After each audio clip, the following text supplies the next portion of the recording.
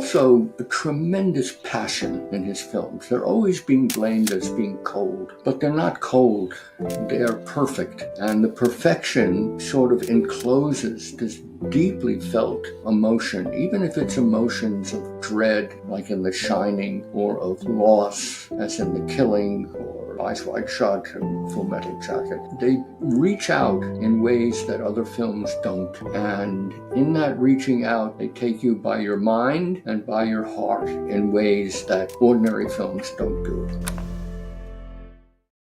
Well, joining me now on Open Book, a real treat for me, is Nathan Abrams and Robert Kolker.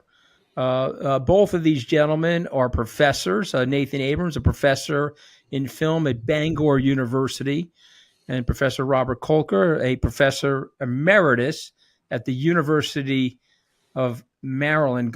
I think it's the Terrapins, right? Go Terrapins, right? And so, but the book is called Kubrick, An Odyssey. And this is one of the reasons why I tell all my viewers and listeners, you got to go to bookstores because you got to see what's in the shelves. And there I saw the Kubrick, An Odyssey. I said, oh, wow, okay, I got to buy this. My son and I are big fans of Stanley Kubrick.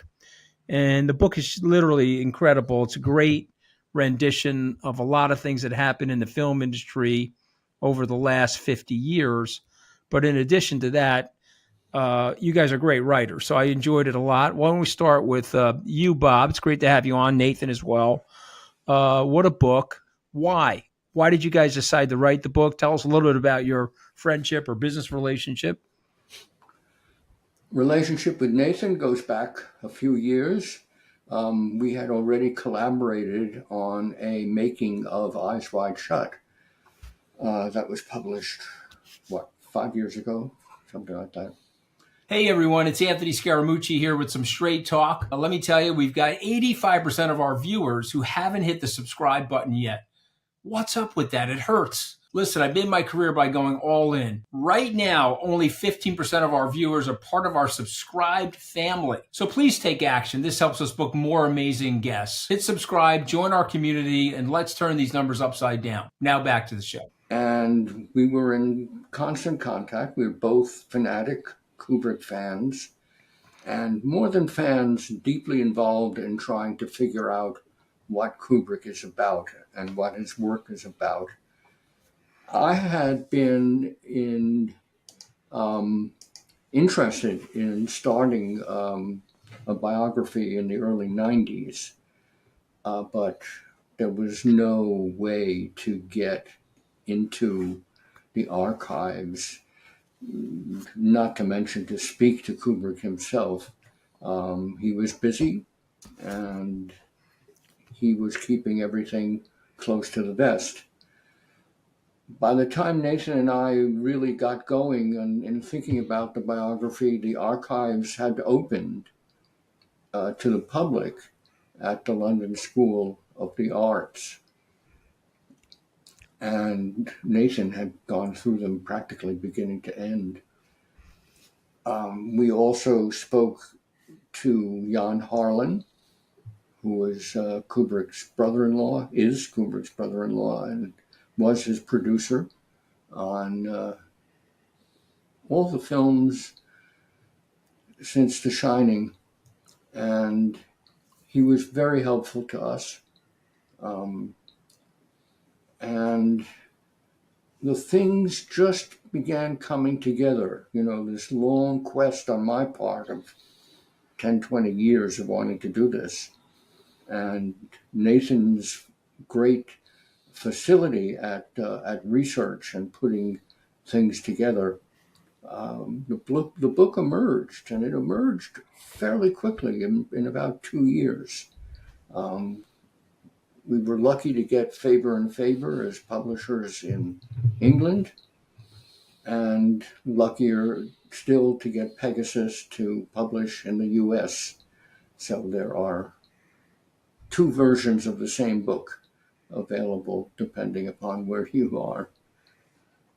So Nathan, you did obviously you both did, but you did a tremendous amount of research on this, but there was new information that you had access to that you referenced. So tell us about the new information that enabled you to put this full life narrative together of Stanley Kubrick?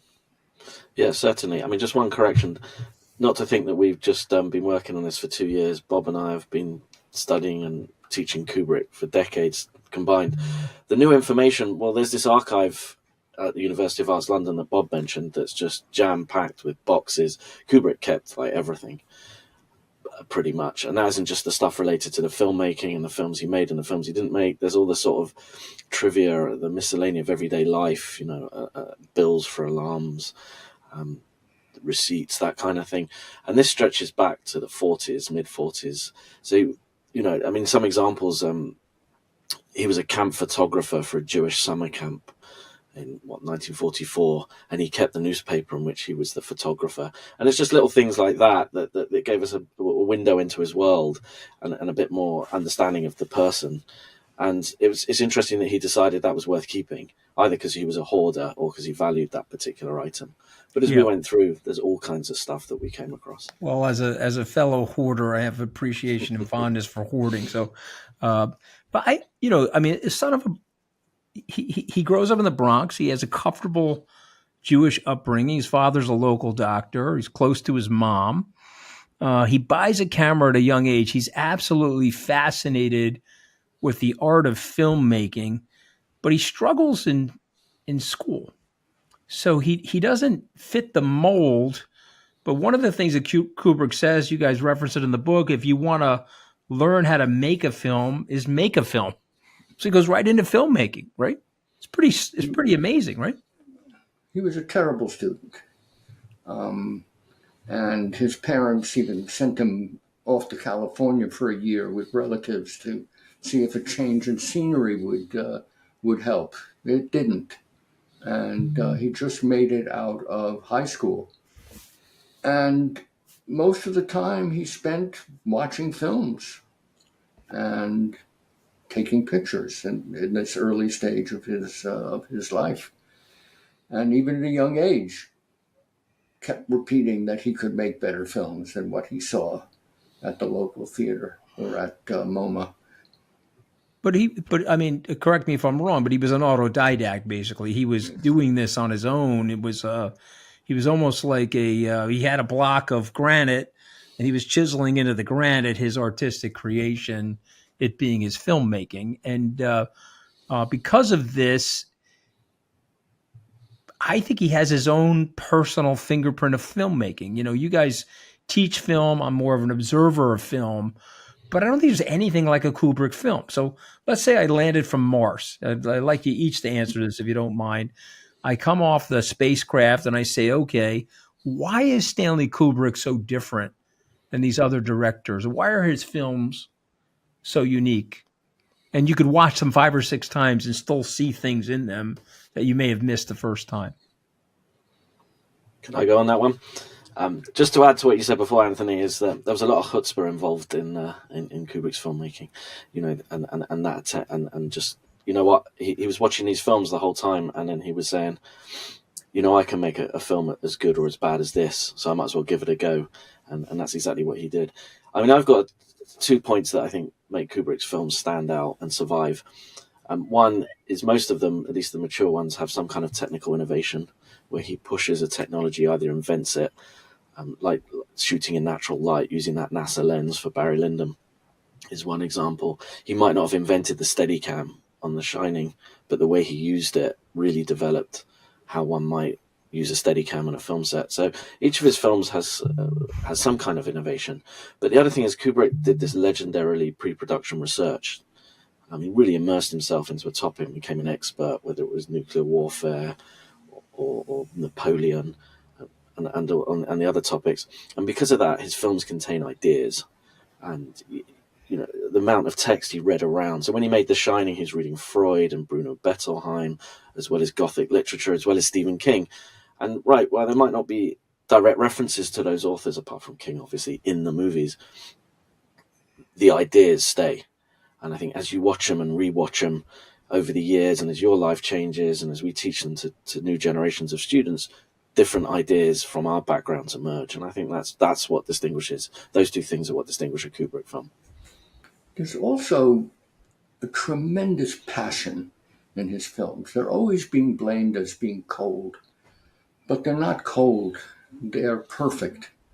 And the perfection sort of encloses this deeply felt emotion, even if it's emotions of dread, like in The Shining, or of loss, as in The Killing, or Eyes Wide Shut and Full Metal Jacket. Still, they reach out in ways that other films don't. And in that reaching out, they take you by your mind and by your heart in ways that ordinary films don't do.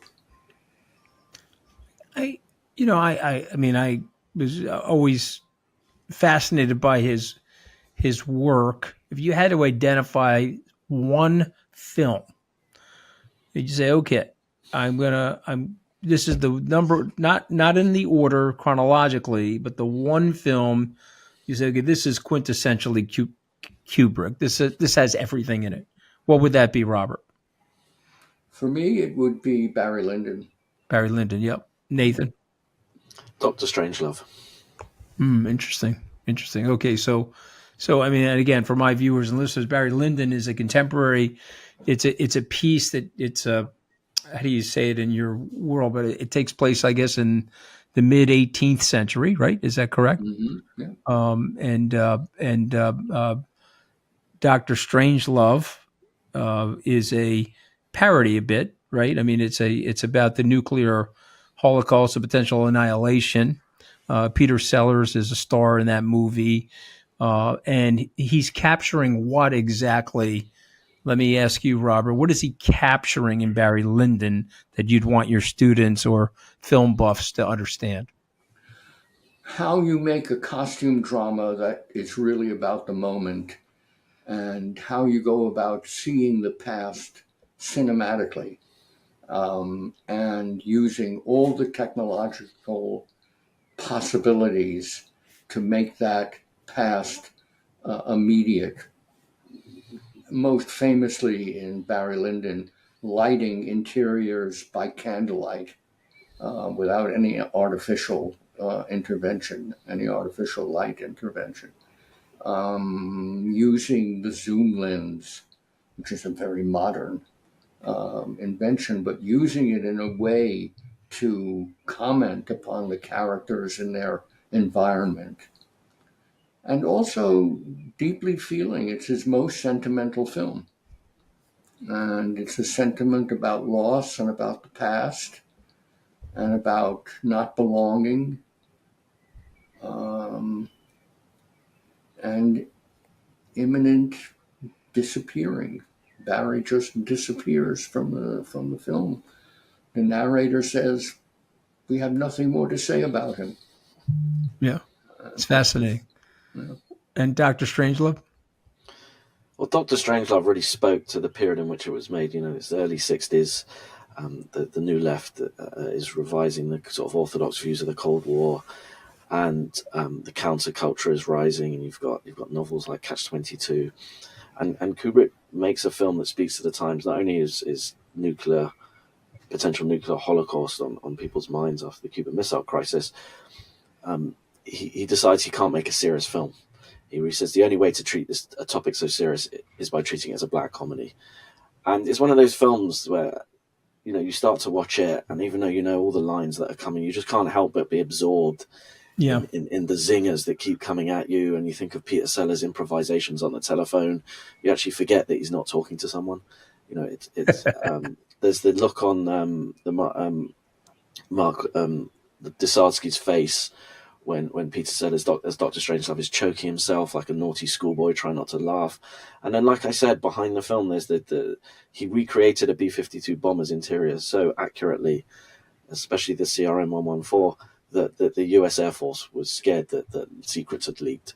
And there's so much detail in there, so many ideas, the amount of reading he did around it that you can see in the film.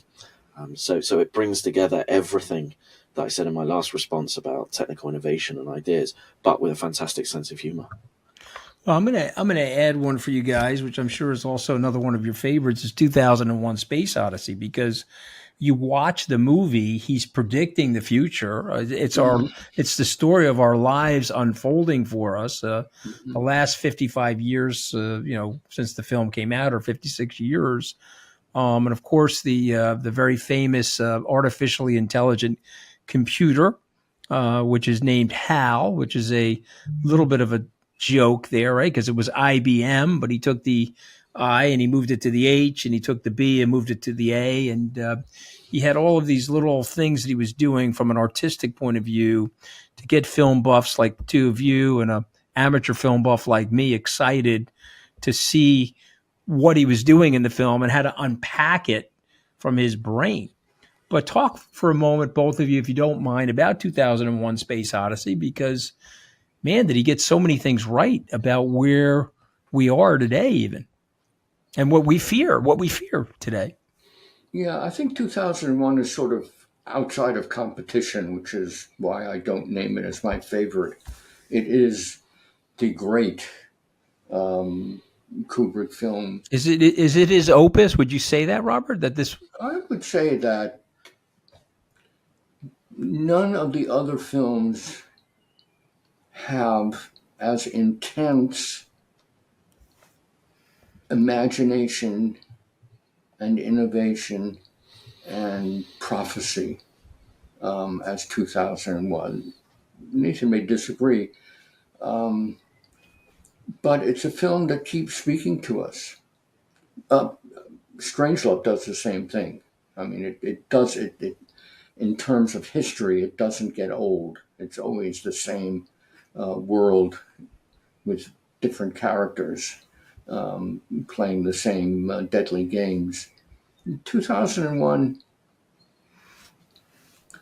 is the result of just intense work of many, many people. I mean, one of the things that we try to point out is that Kubrick was the master of a huge army of doers and thinkers, of scientists and um, sculptors and sketch artists and model makers.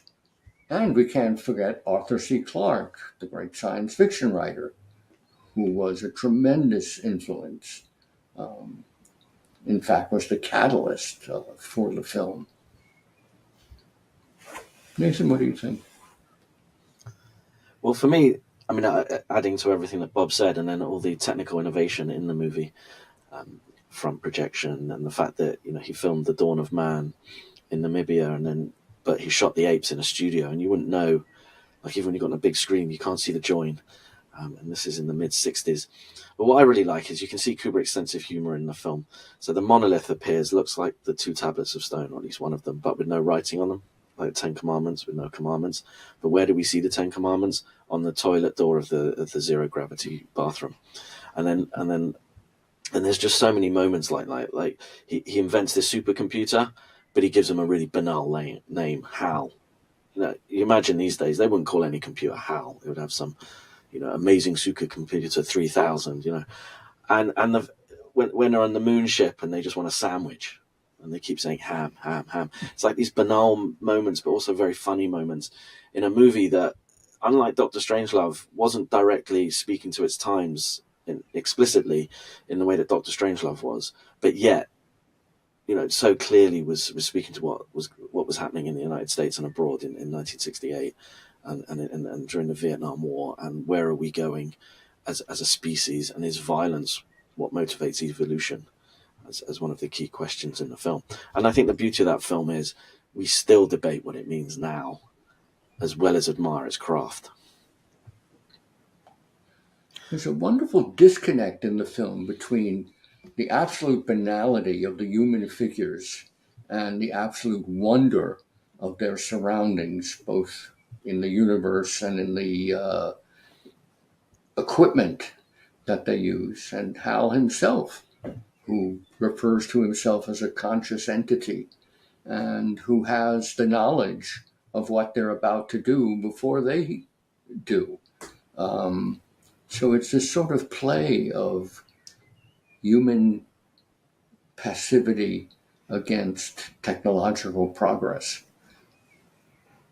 Yeah, listen, I mean, to me, I love the fact that you guys have put this book out there because uh, we don't make films like this anymore. We don't craft them this way. I'm sure someone will come along that does this. Scorsese has a certain style. De Palma has a certain style. But when you look at them, even Spike Lee, they all went to film school, and so they've got certain things that they're doing. I don't want to say it's box checking because they're all brilliant directors, but it's different from Kubrick. Kubrick is coming at the filmmaking. It's almost as if the lack of influence from teaching. It's almost as if his lack of being a good student, professors, aided and abetted his filmmaking. I don't know. Does that make sense to you? That's when I read your book, that's what comes across to me, that he couldn't probably sit in your class, so he had to do it himself, and it created all of this great innovation. What did I miss? They're homemade films. Homemade films, exactly right.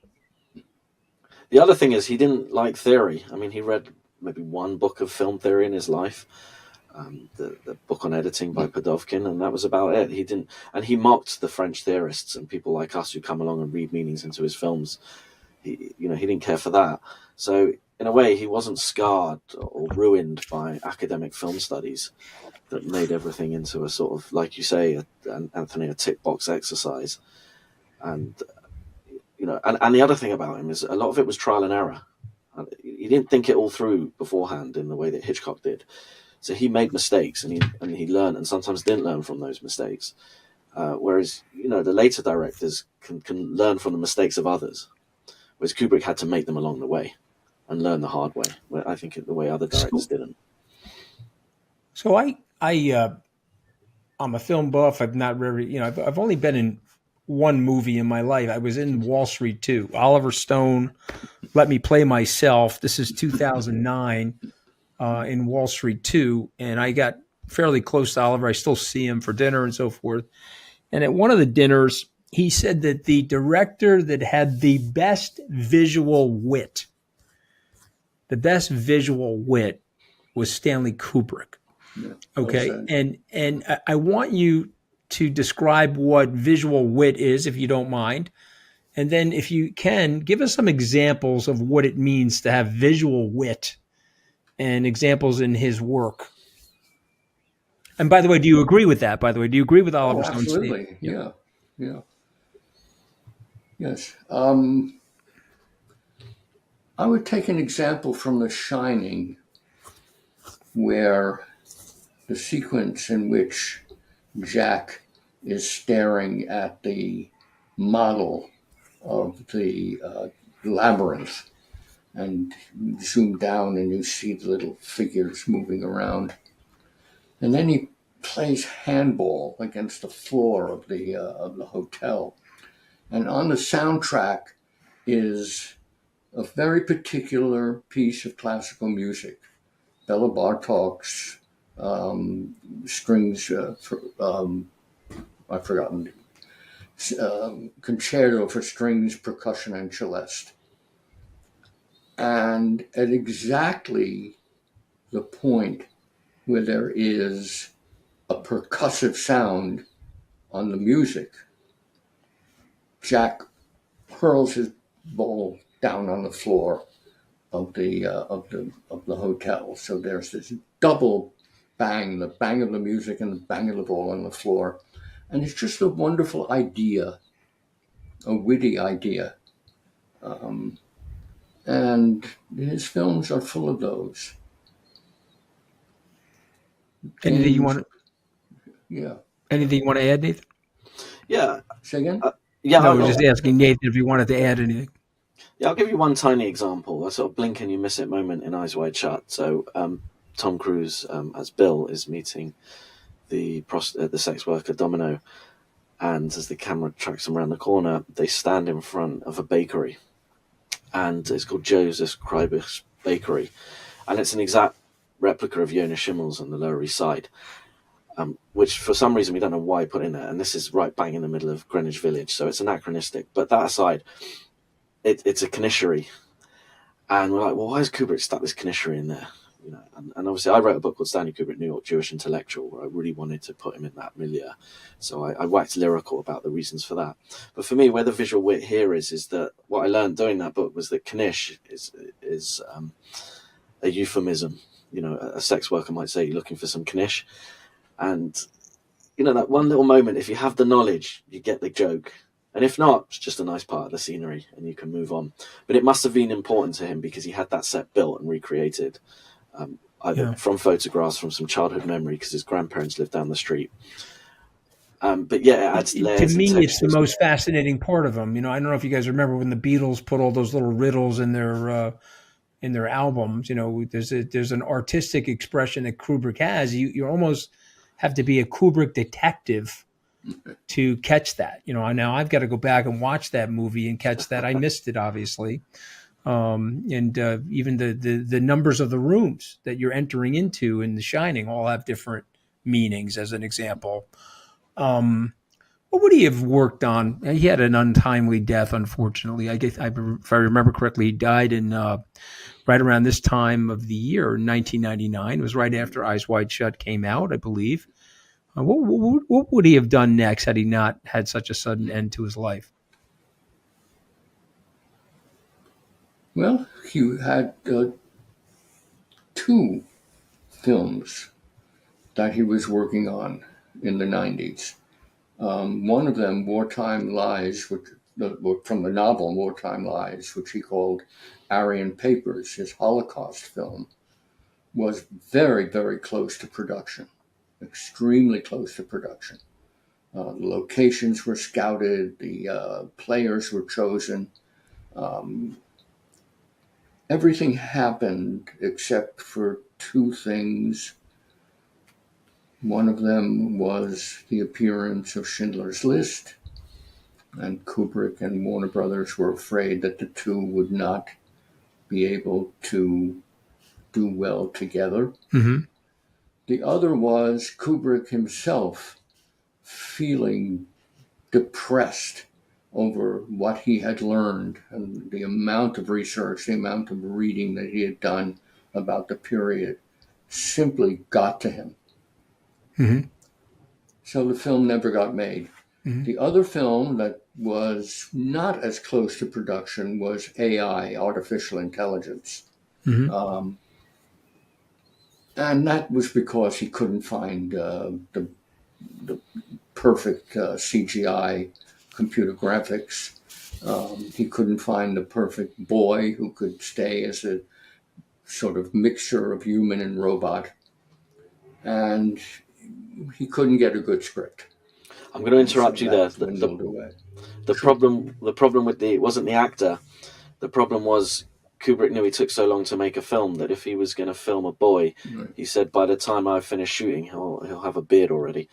And one of the things we discovered from the archive is when he shot Danny in The Shining, he had 2 pairs of shoes or 2 pairs of outfits for when he grew, because he was aware of how long he took. But he knew Steven, so they were friends by that point, Steven Spielberg. He said, look, Steven can shoot a movie in 6 months. It won't be an issue. And he didn't want to use CGI because it wasn't good enough to recreate a human. But he knew if he used a human, he would obviously age during the film. Interesting which is why he stuff. never made it. Anybody out there right now? I'll ask both of you this question. Anybody out there right now? I mean, obviously, there's no one quite like him. I think he has his own unique fingerprint. But is there anybody out there right now that you would look to and say, "Wow, that man or woman has a unique perspective or a unique eye in filmmaking"? I think there are pretenders to the throne, but I'm not sure that they count. Okay. What about you, Nathan? Anybody? I have 2, and one which is going up in my ranking. Darren Aronofsky, and who has a very unique vision across his movies. But the one I'm really plumping for is Jonathan Glazer, who early in his career kind of steals.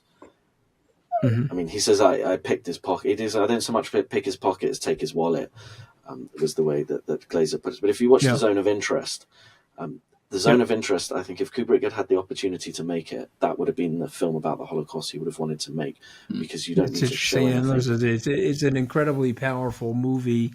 Yeah. You mentioned Aronofsky. I spent the week scouting conference sites for our new conference for my business Skybridge, and I was at the Sphere, and I watched the Aronofsky film related to the environment on that 16K. I mean, I thought IMAX theater had something until you go to the Sphere and you see this movie. It's very, very powerful, very beautiful movie, but also a sad movie. Before I get to the last piece of this podcast, I want to ask you about that. The struggles for an artist, because I have the theory. I want to test it on you. The artist has a tendency to be very empathic, and so they can see the good and the bad of human beings. And sometimes it makes them depressed. Van Gogh, Picasso, I could list them. Kubrick had a little bit of that, yes? He had a certain amount of OCD, maybe more than a certain amount. Okay. Was he depressive? I don't think so. Okay. Nathan, what do you think? Well, I think he was drawn towards war. He loved military history. Military history turned, one of the reasons he wanted to make Napoleon. Military history turned into German history of the 20th century. German history of the 20th century inevitably led into the Holocaust.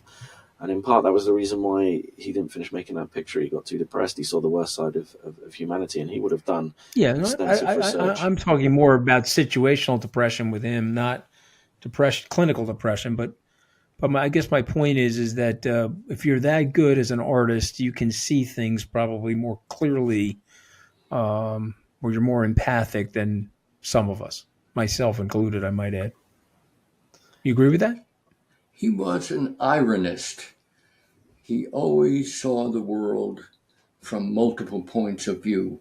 He saw the serious and he saw the absurd, and he saw how the two always bounced off of one another. I think that may have kept him from depression. That Yeah. And also his deep involvement in reading, as Nathan says, he read and read and read. So my son, he's 24. He's a aspiring film director. This is his favorite film director by far. He studied him very carefully. He's read your book at my suggestion, and he reminds me that Dr. Kubrick was the first financier of Stanley Kubrick. Isn't that correct? I guess he helped him make his first movie, and he got the money. The family did. Yeah. Yeah, exactly. Yeah, and so he's like, Dad, you got to pony up here. Okay, see, so you guys put that in your book. It hurt me. The two of you guys hurt me by accident. See that?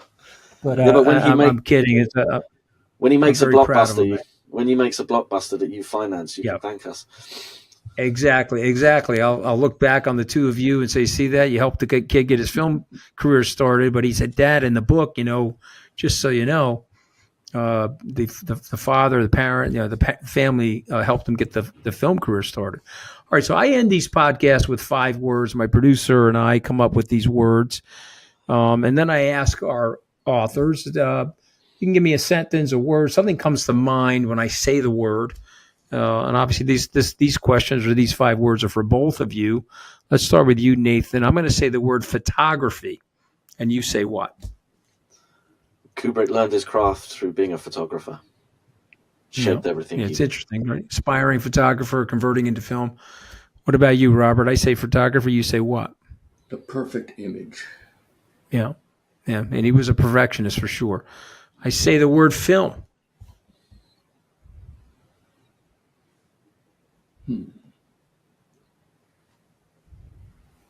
A way to tell a story so that the images and the sound convert the meaning, express the meaning. Nathan? Nothing was sealed down for Kubrick until he saw it. on the monitor, on film. Didn't matter what his ideas were. He had to see that it looked right on film. Interesting. When I hear Kubrick in film, I think canvas. I feel like he's painting. He's almost painting on it. It's like a weird thing with this man in terms of his artistic capability. All right, I'm going to say the word, Nathan, I'm going to say the word Odyssey. You're going to say what? It's Kubrick's life journey. He begins in New York and he ends in New York, although he dies in London. He ends in New York with Eyes Wide Shut, which is his birth town recreated in the home that he adopted. Mm-hmm. Robert, you want to add anything? The name of our book. Yeah. Well, that's what it is. All right, I'm going to say the words moon landing. What do you say to that, Robert? Moon landing. People can't give it up. Yeah.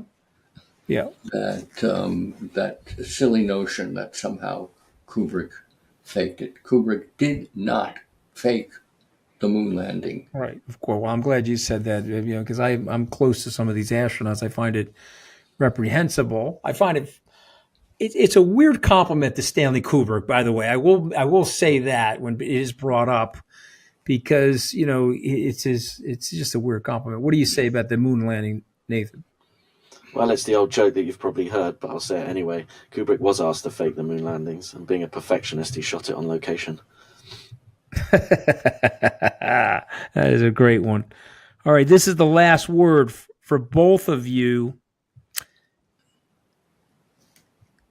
When you hear the word Kubrick, what does it connotate to you? Let's go with you first, Robert. I say the word Kubrick. You say what? Films that I want to see again and again. Nathan? An intellectual. He used film to write his ideas. They weren't just visually like arresting, but what intellectuals put in books and articles, he put into his films. Yeah, it's just fascinating. It's almost as if he was able to capture all of that you would read.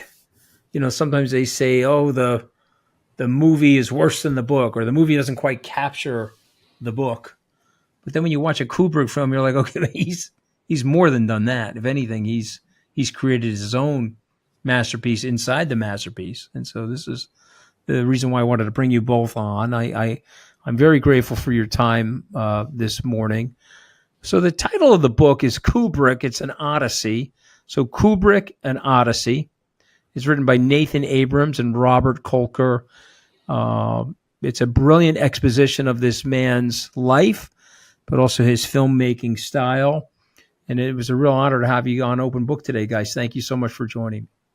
Thank you very much. Thank you for having us. Hello, everybody. Welcome back to Open Book. I am your host, Anthony Scaramucci. Today, we're flipping the script. It's Q&A time, and I got all the questions right here. You guys sent me some great questions. I've done my homework. I've given it some thought. I'm going to give it to you straight. So let's go right into it. These are coming from YouTube, and I love these names, which I always butcher, but this is Dustagirly 9398. When did you ever believe Donald Trump is impressive in any fashion other than being a complete grifter? He displays no intellectual curiosity, no desire to learn, and operates purely from the position of a narcissist. Okay, so Dustagirly, you've just described almost every politician in America, possibly every politician in the world, and who knows about our historical politicians, because I haven't met any of those. But the truth be told, when you're in politics, you're actually searching for the lesser of the two evils. You're not really looking for the genius, if you will. And so the bad news for all of us is it was Jeb Bush or Donald Trump. I chose Jeb Bush.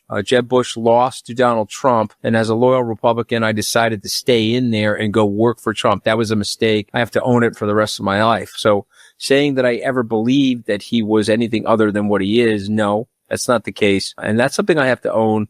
And that's one of the weird things, one of the worst things about going into politics. If you go into politics and you are a candidate for a political office, you are going to lie. I don't want to mention some of my friends that have gone into politics who were great guys, business executives, and then they get to the podium and they start telling lies. And I'm looking at them like, oh my God, but that's what happens. And one last point. Historical reference, Dwight Eisenhower, considered one of our great presidents, great military leader. When asked He was 79 years old. He was at his house in Gettysburg, and Walter Cronkite went to interview him. He had left the presidency now, turned it over to John Kennedy. They said, General, and again, he wanted to be referred to as General, not President when he left. He said, General, what did you like or hate about the job? He said, well, I hated the lying. And so, yeah, I'm sorry about all that. It does suck, but that's the true answer. So let's go to the next one. What are your favorite tunes to play on those guitars in your office? Do you play songs or noodle around? And are you blasting the office on amp or keeping your volume at a reasonable level? This is Don Decay. So I have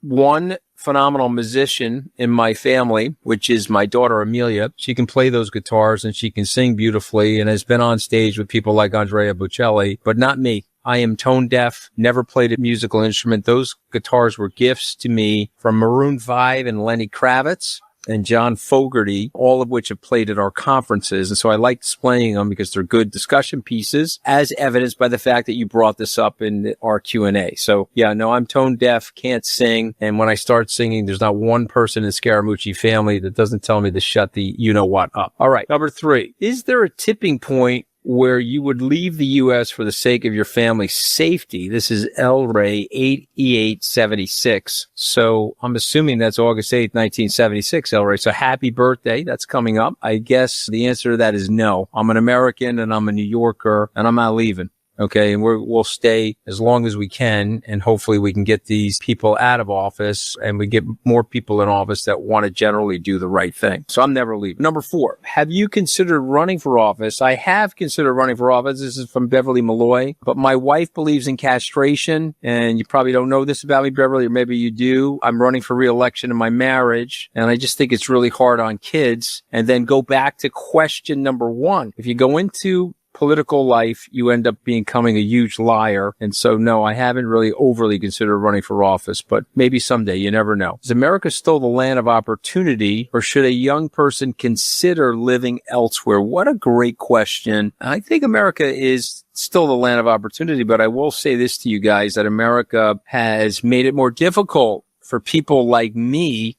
in the sense that where I grew up from, I have found that more people that grow up in what I would call the working class areas of America, the blue collar middle class, if you will, have a harder time with class mobility today. But I do think it's still a great land of opportunity. And there's some things we can do to change that. And America is this really wonderful, adaptive place. So I'm going to say it's still the land of opportunity. A little tougher today than it was 40 or 50 years ago. But I still think there's no place like America. Most people that live from around the world in indigent circumstances want to come to America and give it a shot. So I still think that that's true today. Number 6, when looking at the threats to democracy posed by the Trump administration, how much do you believe in the fears over such threats, and are they justified or overblown? Or put it in other words, how likely will it be for democracy as we know it to survive beyond the Trump administration? So the democracy is under tremendous stress. And by the way, this is not necessarily Trump's fault. The democracy's been under stress for the last 30 or so years. And what the Democrats and the Republicans basically did is they joined forces to tighten their duopoly on the democracy. And then they've done something called gerrymandering, and just put simply, they're able to go and redistrict their congressional districts in a way that favor them. So they can screen their enemies out of the district and they can bring their friends into the district so that they can stay in office. And so that's really harmed the democracy. So there's a lot of things that are going on that have harmed the democracy prior to Trump. Trump is a manifestation of this. I do believe that if you had another candidate, Chump or Rump, they would be doing many of the same things that Trump is doing. There's a large group of people in our country, unfortunately, that don't believe in democracy anymore. And this is a terrible thing. And I'm just going to bring up a quick story here before we go to another question. If you get a chance, please go watch the movie The Remains of the Day. It's a 30-plus-year-old movie. Anthony Hopkins won the Academy Award for this movie. There's just a great scene in the movie. He's a very uptight butler. He's serving the Lord of the Manor, and he's doing it in a very proper way. But he's an uneducated man, and one of the aristocrats in the brandy snifting room looks at him and starts asking him these complicated questions about politics. And Hopkins, as the butler, looks at him and says, I don't know, sir. And as he leaves the room, the man looks over at the owner of the manor. And he said, well, why do we give these guys the vote if they don't know anything? And yet, the same time that they're doing this contemporaneous, they're bringing the Nazis into the front door to have a dinner with them. So there's an implication in the story that the smart, quote unquote, smart aristocrats, they don't know any better than the people that don't know anything, right? And the idea is that we need each other. There's sometimes a collective wisdom in crowds that we need each other to sort of modify and mollify some of the extreme behaviors out there. So I'm a big believer in the democracy. The democracy needs to be reset. I do think it will survive Trump because of the courts and because of very strong lobbying that goes on here. So the democracy needs to be revitalized, probably need amendments to our Constitution. We need a group of secular leaders to come in and analyze it and say, okay, here's how we can strengthen the democracy and stop the nonsense of thinking that one group of people is better than another group of people because of wealth or education. Churchill said it better than anybody. Democracy is the worst form of government until we compare it to all the other forms of government. He was absolutely right about that. Number 7, what do you do when you go into a bookstore? How do you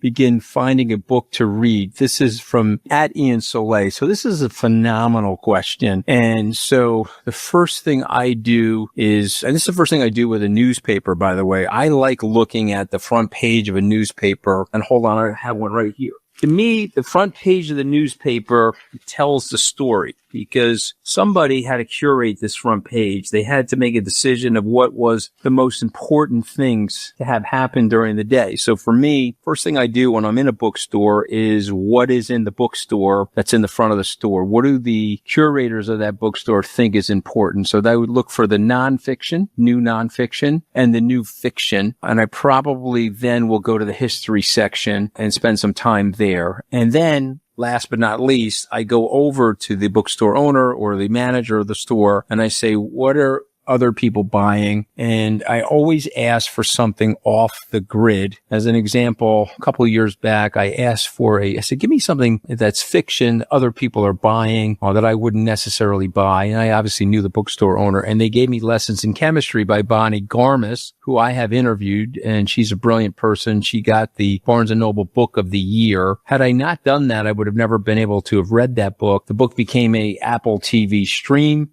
phenomenal book. And I would recommend to you that you don't just stick to your own knitting in a bookstore, but you ask people what other people are reading, because that's how I always find something super new. And I'm reading this book right now called The Wealth Ladder by Nick Mangiuli. And I found that by somebody handing me the book. And so far, this is a terrific book on wealth. Lots of common sense. Wouldn't have found it on my own. So ask people for help in a bookstore. Number 8, do you think agentic AI will hollow out white collar jobs, and to what level and how fast do you think that will happen? And is there a way to agent proof yourself to protect your future earnings, or are we all destined to subsist on UBI? This is from Dave Kadoff. So, again, these are phenomenal questions. I think we're a ways away from being super threatened by AI. I think that there's a lot of processes that will happen that we'll benefit from. There's a lot of computer programming that AI is capable of, and there's a lot of writing that AI is capable of. But ultimately, I think we're going to find ourselves in an AI-enabled world as opposed to an AI takeover. Now, that may not be true 50 years from now, but I'm really talking about the next 10 or 20 years. And I would just ask people to spend some time learning about AI and spend some time working with AI. I have subscriptions now to ChatGPT and to Super Grok. Just subscribe to Cloud, CLAUDE.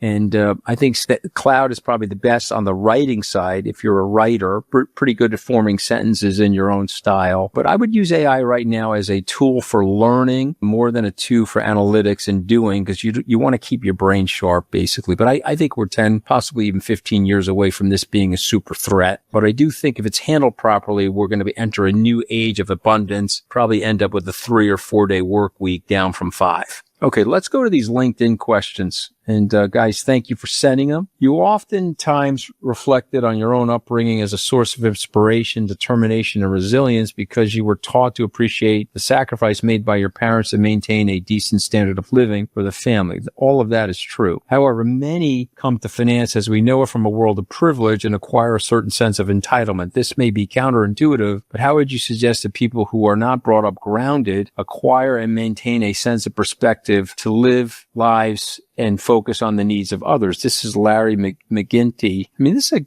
again, these are great questions, but I got bad news for Larry. Okay. Life is unfair. And Larry, you could grow up like me and become very, very rich and be a complete asshole. You can grow up like me and become very, very rich and be grounded and recognize that you're no better or worse than any other human being. And believe it or not, there are rich people that were born into excessive privilege that are incredibly kind and incredibly endearing people that have a lot of empathy. Unfortunately, I don't think there's any way to teach it. Sometimes when people get smashed to the ground, they can become more psychologically minded when they pick themselves back up. But generally, if you're an asshole without money, you become a super asshole when you have money. And if you're a good person without money, guess what? I think it's a force multiplier. When you end up having money, you end up doing good things with it. So not a great answer, sir.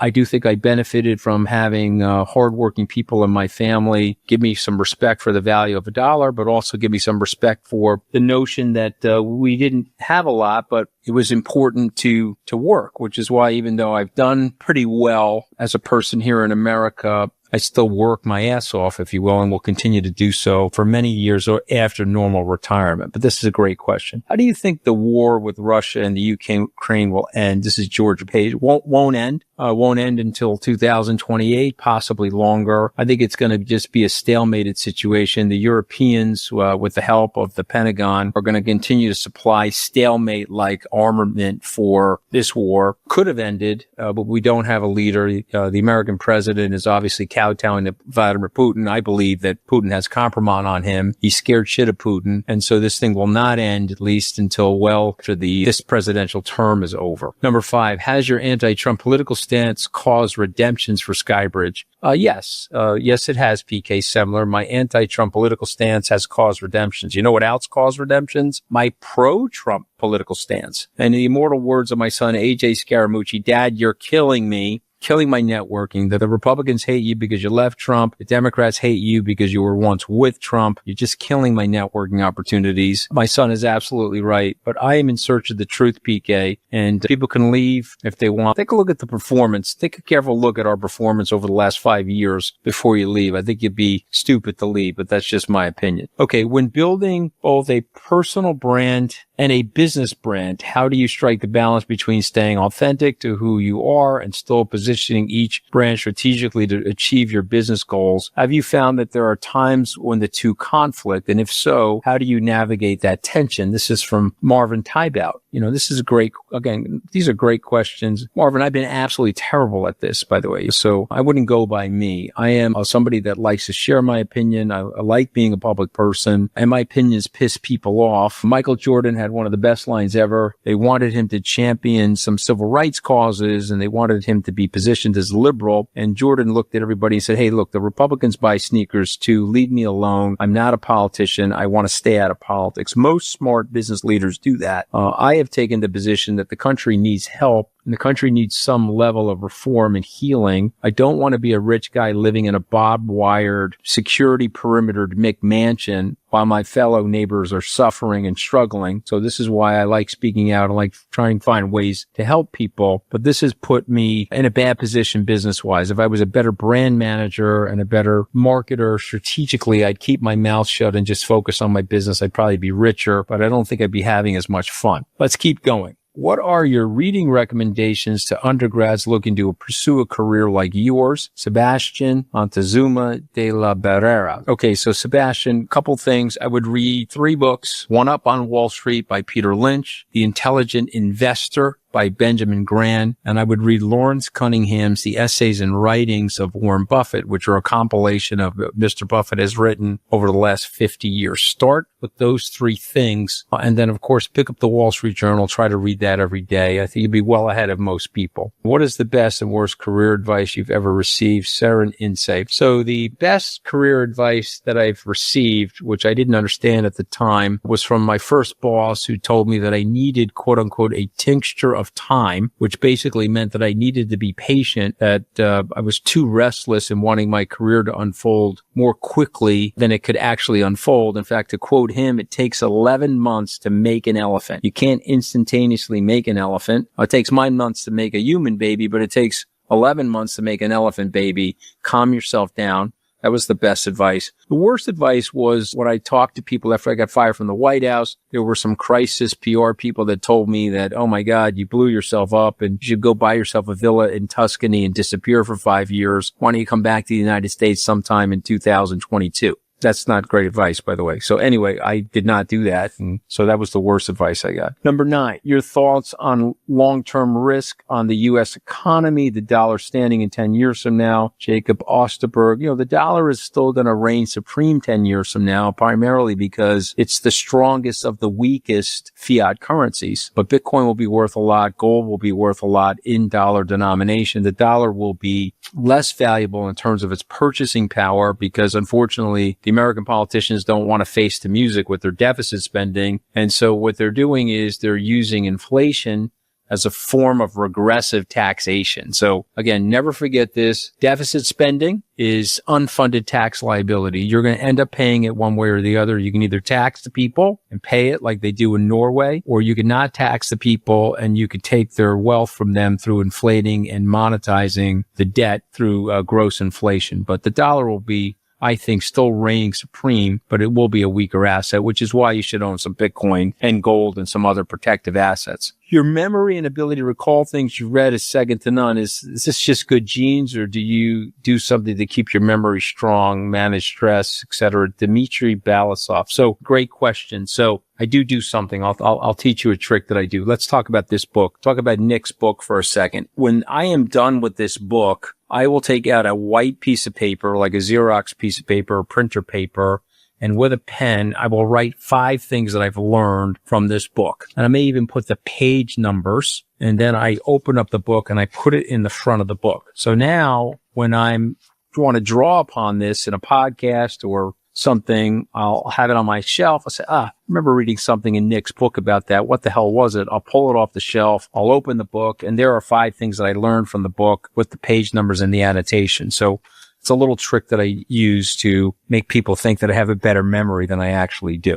All right, let's keep going. These are great questions. What is your favorite political history book on the U.S. that you recommend? And this is from John Hearn. So to me, there are 2 books, actually, if you don't mind. One is called These Truths by Jill Lepore. She was a Tufts University historian, professor of history. Phenomenal book on the reality of American history as opposed to the hagiography of American history. And then the second book, which I really do try to read at least once every 5 years, is In the Time of the Americans by David Fromkin, which basically laid out for us what the American government did and great American leadership did in the end of the Second World War to build probably the architecture of the greatest peace and prosperity in global history, which unfortunately is now coming to an end. But anyway, those 2 books I think are phenomenal. You love Superman and superheroes. What superhero power do you wish you had, and what would you do with it? John Kelly. Okay, well, number 1, I would not want to be able to see the future. I think that would take a lot of fun out of life, so we'll leave that one off.